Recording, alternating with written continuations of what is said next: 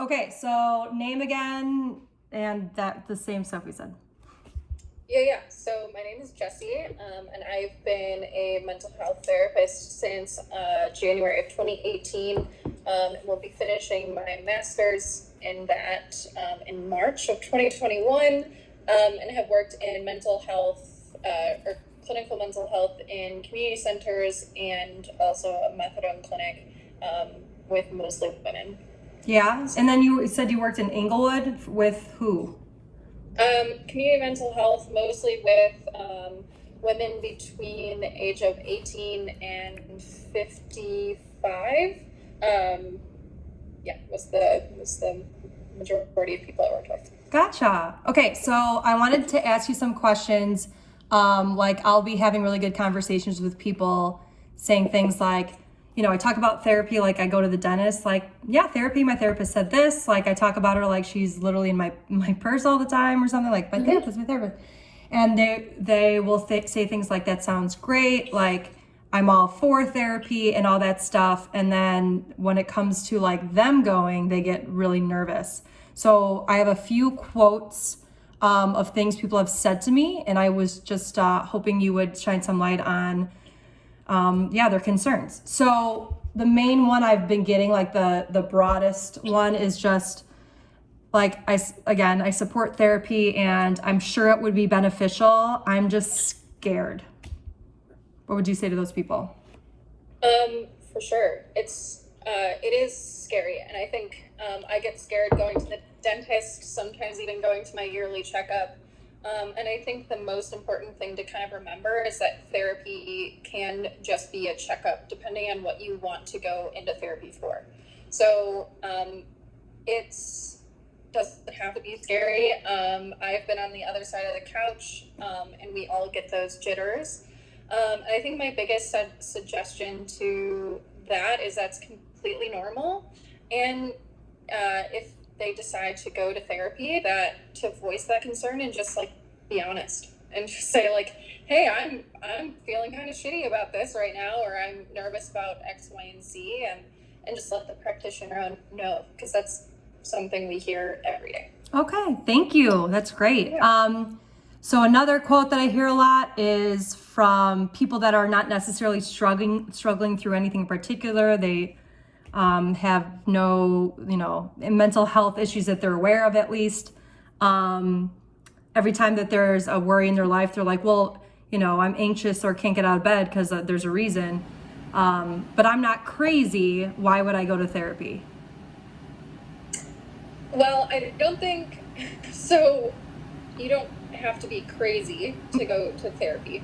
I think one of the most important things to remember is that therapy can just be like a checkup, like a yearly doctor visit, to just go in and there doesn't have to be something egregious or crazy happening, but it can just be like, hey, X, Y, and Z is happening or not, and that's totally fine. Going to therapy does not mean that you're diagnostically crazy, and that's not even, I don't even use the word crazy. I know you don't, but a lot of people do. Yeah. I know, absolutely. And I hear that a lot, and I get asked, like, does this mean that I'm crazy? And no. And, no matter what it is, and, our hope, or at least my hope as a practitioner, is that we're just shedding a little light on something new, and kind of adding more tools to your toolbox. So it's not gonna rewrite the book. I'm not gonna try to tell anyone how to live their life. It's just giving more tools, new coping skills to kind of work through whatever is going on. Sweet. 1 second, my air conditioning's loud. But man, today am I glad I have it. Yes. Yes. So another pushback I get is, but if I'm having any problems, I have my friends or my spouse or significant other to talk to. And even off of that, if I start going to therapy, my spouse especially will be devastated that they're not enough to help me anymore. I totally understand that, especially with people who are very integrated in their families, and like family systems are so important And that's totally respectable, and I get that. And I think one of the big things that's different, that sets therapy apart from what a family member or a spouse, how they look at it, is we're completely objective and looking at it from the outside in. So we're trying to help this situation without being affected by it, which I think is very different from like friends and family who may have, like a therapist is going to tell you what to do. They're going to try to help you understand the situation from all different perspectives. And that's something that I personally gained from therapy as a client, is that my therapist doesn't tell me where to go, what to think, how to think, or anything like that. She's more walking beside me and helping me get there, unlike my family members who are just like, just do this and it'll be better. So kind of learning how to come to your own conclusions without having inside perspective is a little different. Yeah, and I feel like there's just personally, I feel like there's a bias. Like even if it's your friend or your spouse that knows you better than you know yourself, is what I hear all the time. They still kind of have a stake in their response to your struggle because you are your partner. So as much as what they're saying, and by all means, it doesn't mean like stop having that relationship, that very vulnerable relationship with your friends, family, spouse, whoever it is, coworkers that you trust. It's more like, I like to have all of it. Like, I think that was perfectly put. Like, it's someone walking next to me and just going like, especially when you get to know your therapist over time and they start to read your sort of behavioral and mental patterns, going like, hey, Steph, you're kind of doing that thing again. Just saying, just throwing that out there, and it's nice as opposed to friends being like, that guy sucks, like drop his ass. And it's like, okay, thank you. Like, thanks for being like the Beyonce side of things, but like I need, yeah. So I appreciate that. That's a lot. That one I hear quite a bit.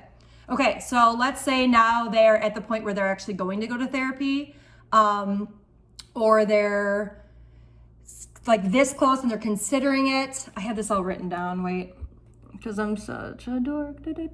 Oh, okay. So, and I had this experience myself, and we talked about this on the 4th. I pretty much got to go shopping for therapists because I went to one when I was 18 and she made me feel stupid and like I couldn't stand her. I told her my whole situation. She went, well, it sounds like you have it all figured out. I'm like, dude, what? And then, yeah, right? So I was like, screw therapy. And then when I got like, I think 3rd or 4th year into college, I was like, yeah, this is bad. So I played around and got to like sample different therapists and kind of judge. And then I found my girl, I found her. And she's been with me for 10 years. So for those that are like, what if I don't like my therapist? How do I know I don't like my therapist? Like what things, or like how many visits should they give it a try before they're like, you know what, this is not the right fit? Yeah, so I think, I always suggest, first of all, it's totally cool either way, and it's not, of course therapists want it to be a good fit. I mean, who doesn't?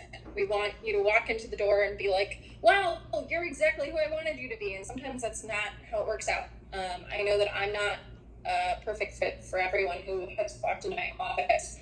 But I think the most important thing is just kind of having a list of, what are you looking for? Are you looking to, process through your past? Are you looking to just do something about a situation that's happening right now? And all of those things can be talked about in a first session. Asking the therapist what their theoretical orientation is, or also like how do you want therapy to look? And just asking them like, are you going to approach this? And if they say something that is like, if you want to come in and like, for example, you're having anxiety at work and you're like, I just want to work on that.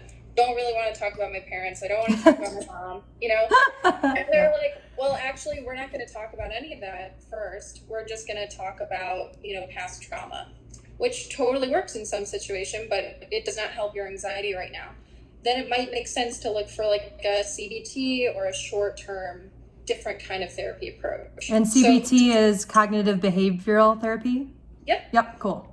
So, yeah, I think that my suggestion to that would be like have questions for your therapist.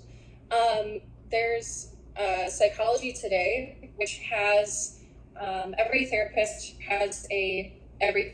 but therapists who decide to be listed on Psychology Today have all of their approaches, who they like to work with, and then a little blurb about them. I think that that's a really good way to kind of get a feel for who they are. And yeah, and then if you're not in the room, or if you're in the room and you're like, this is not for me, that's totally cool. That happens. But just because the therapist isn't a good fit doesn't mean that therapy's not a good fit. Thank you for that. So the first one, in my experience, especially when, like, for instance, I've had to live elsewhere over the summer and like get a therapist that's nearby, being vulnerable with a brand new person, like it's almost like this overwhelming, drowning feeling of like, well, shit, I have to, I got to go through all my trauma again. I've got to explain this relationship I've been in for 6 years. It's almost like, so it's just exhausting to even think about doing it. And it stops a lot of people from that first one. Or the people that have never. So like for me, it's the switch is always like, oh God, I gotta switch somebody. But for people that going into the first time, I think that's the most, even if they haven't said it, the most terrifying thing for them is I gotta be vulnerable with someone I've never met. I gotta trust them like innately. And then in order for me to even start working, I have to literally word vomit these things that I'm really trying not to let control my life right now. And I have to talk about it all. And then I'm going to be miserable. And I'm going to be like vomiting and scream crying. And this is embarrassing. So what do you say to those people that I totally understand? Absolutely. Well, from a therapeutic view, I think what I would tell that person is you get to choose. This is your therapy. This is your hour. And therefore you don't have to emotionally vomit. If you want to talk about the shows you're watching, if you want to talk about the runs that you're doing, whatever is on your plane of comfortability, is totally acceptable. And like, I encourage my clients to not, just like, we talk about it as like a vulnerability flash where you like prematurely flash all of your trauma and then you just go home and you're like, oh my God, I completely regret that. Why did I do that? And I don't want, any of my clients to feel that way, because trauma and vulnerability can be hard. And only being with the client for an hour a week, I know that they have to live with that for an entire week before I get to see them again. So I think the most important thing to remember is that it's your therapy. And again, the therapist is walking beside you, not in front of you, pulling you along. And if they are, then maybe it's time to switch to a new therapist. Yeah, awesome. Yay. I guess the last one, and this, I really appreciate your time. This is really great. I'm going to send it to people that I know have been asking these things. So the main people that I've been talking to as of late are specifically 3 to 4 recently retired people. And I mean, a couple of them are teachers that had to have their last year with COVID and not be able to say bye to their kids or their classroom.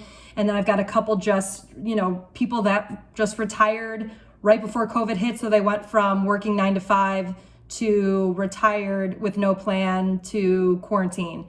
And they're struggling. And they are, essentially the generation where the stigma is legit, and therapy means I've hit rock bottom.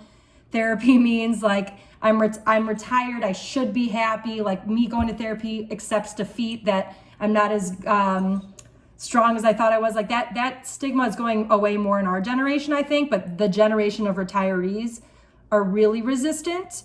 So I think a lot of what you said actually helps that with like, no, it's as comfortable as you are. But I don't really know what my question is, but like, what would you tell like new retirees that are like got also the little pressure from their parents being like, you're nuts? Gosh, well, first of all, people who are retiring right now through COVID, then there's two transitions, like a huge life transition from school to, or a 9 to 5 or whatever it may be, to being at home, and then additionally the shelter in place order or whatever it may be in whatever state that they're in. So kind of two, and I'll say traumatic situations where it's very cognitively just, kind of halts your expectation for your day to day. So although it might not look like a crisis, or it might not look like crazy, it's still a completely different change to someone's life and expectation for themselves. And so, hang on, babe. Yeah, but we're recording this. Yes. Jake, she wants the food. Make her the food. What do you want? Here, she's recording this. Oh shit! Sorry. Thank you. I love you, Jake. Working from home. So, as we were talking about, I think that just, although it might not look like a crisis, just having a huge change in anyone's day to day can be very disruptive. Mm-hmm. And so it's very normal to have to kind of check in and reestablish what the new normal or day to day, as well as the future is going to look like for retirees. And additionally, with telehealth right now, it's very easy to kind of secretly receive therapy in a very innocuous way if going to a therapist's office is part of the problem. Awesome.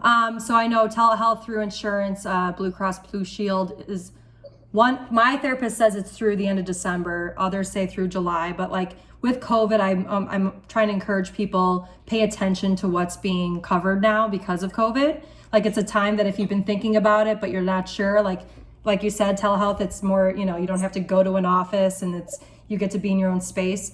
But besides the stuff that you'd have to like research through your insurance, would you say Psychology Today is recommended? Are those ones that are like the mental health texting ones, Safe Space or whatever it is? Are there other ones that you've heard good things about? Psychology Today I've heard a lot about, but Safe Space stuff. Yeah, so yeah, I think that like BetterHelp I know is one of them. BetterHelp, okay. Talkspace.